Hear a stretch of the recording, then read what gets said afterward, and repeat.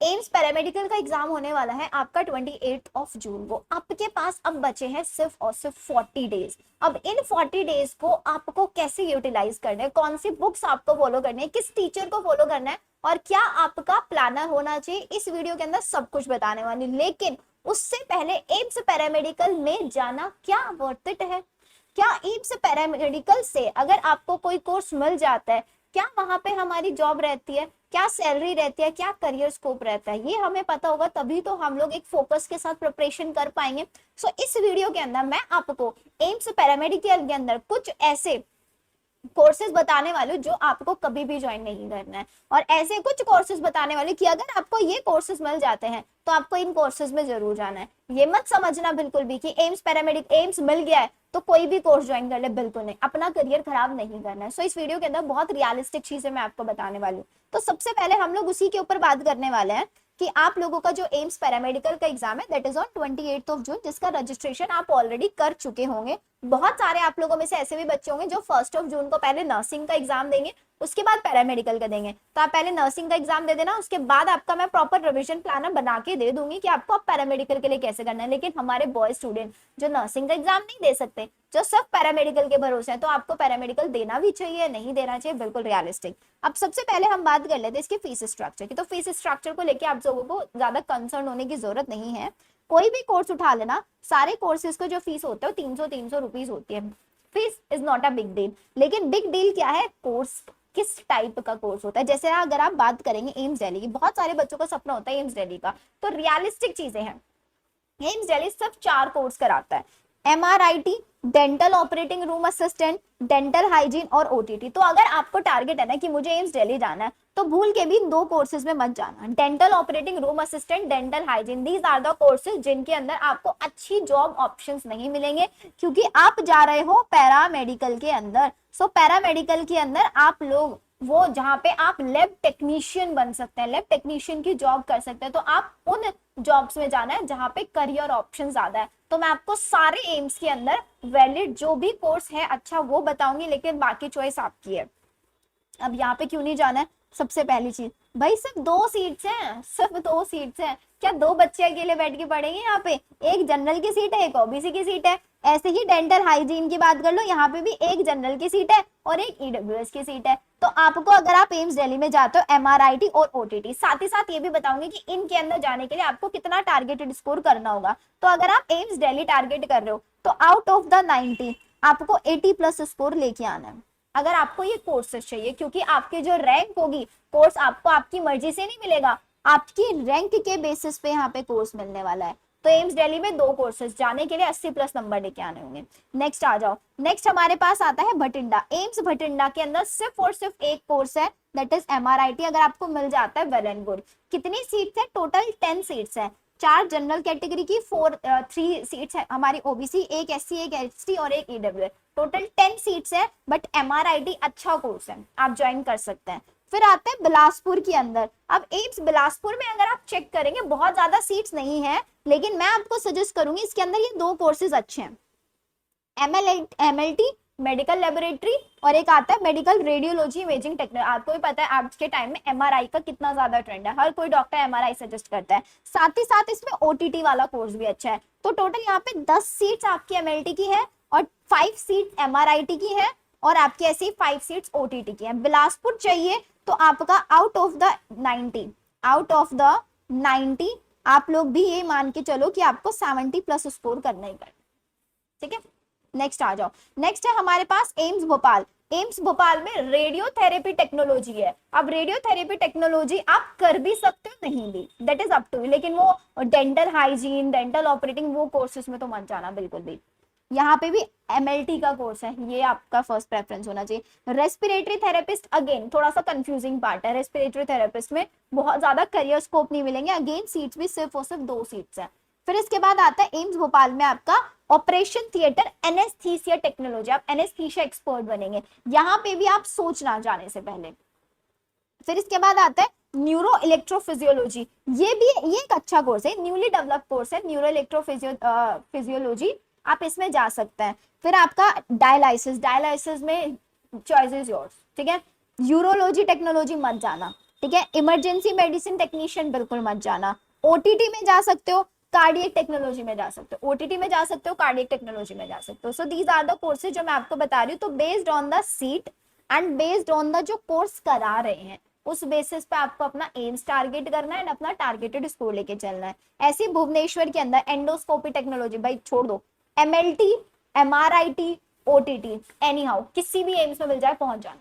Simple words में बताती हूँ, बहुत ज्यादा लेंथी इस वीडियो को मैं नहीं बनाना चाहती आप लोगों के लिए। ऐसे यहाँ पे जैसे डायलिसिस थेरेपी है, जा सकते हो, but second preference, first preference होना चाहिए एमएलटी, एमआरआईटी, ओटीटी या फिर ऑप्टोमेट्री में भी जा सकते हो। ये 4 कोर्सेस, इन चारों कोर्सेस अगर आपको मिल जाते हैं एम्स के अंदर, तो आप अपना करियर सिक्योर समझ सकते हैं। अब बात कर लेते हैं सैलरी की, कि मैम हम एम्स से करने के बाद, आपको सिंपल चीज होता है, आपने पैरामेडिकल का कोर्स किया, कोई कोर्स 3.5 साल का है, कोई कोर्स 4 साल का है, इसके साथ साथ आपको इंटर्नशिप भी एम्स से कर लेते हो। उसके बाद आपको एक एग्जाम देना होता है, एक एग्जाम होता है एम्स सीआरई का, जो हर साल होता है, जिसमें वैकेंसीज भी काफी अच्छे लेवल की निकलती है। आप एम्स सीआरई, सीआरई का मतलब है कॉमन रिक्रूटमेंट एंट्रेंस एग्जाम, आप इस एग्जाम को देंगे और इस एग्जाम को देने के बाद, बिकॉज इसी के अंदर पैरामेडिकल की वैकेंसीज आती है, तो आप ज्वाइन कर सकते हैं। या इसके अलावा कोई भी सेंट्रल गवर्नमेंट हॉस्पिटल है, स्टेट गवर्नमेंट हॉस्पिटल है, आप उन हॉस्पिटल्स में भी अप्लाई कर सकते हैं।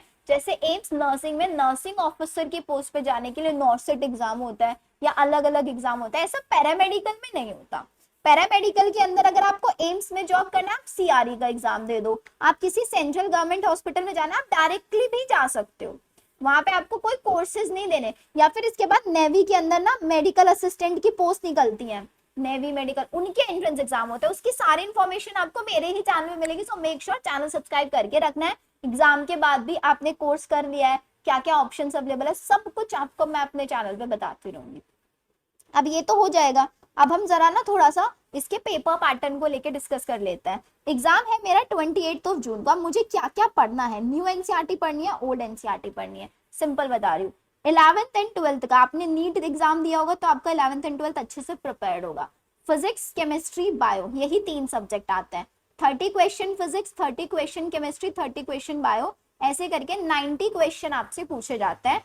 90 मार्क्स का ही आपका ये पेपर होता है। क्या नेगेटिव मार्किंग होता है? हाँ जी, -1/3 की आपकी यहाँ पे नेगेटिव मार्किंग होती है। डिलीटेड सिलेबस फॉलो करना है, न्यूली सिलेबस फॉलो करना है, तो आपको फिजिक्स के अंदर न्यू फॉलो करना है। केमिस्ट्री के अंदर आपको सारे डिलीटेड चैप्टर्स भी पढ़ने हैं, तो इसका मतलब केमिस्ट्री में हम लिख सकते हैं ओल्ड सिलेबस फॉलो करना है।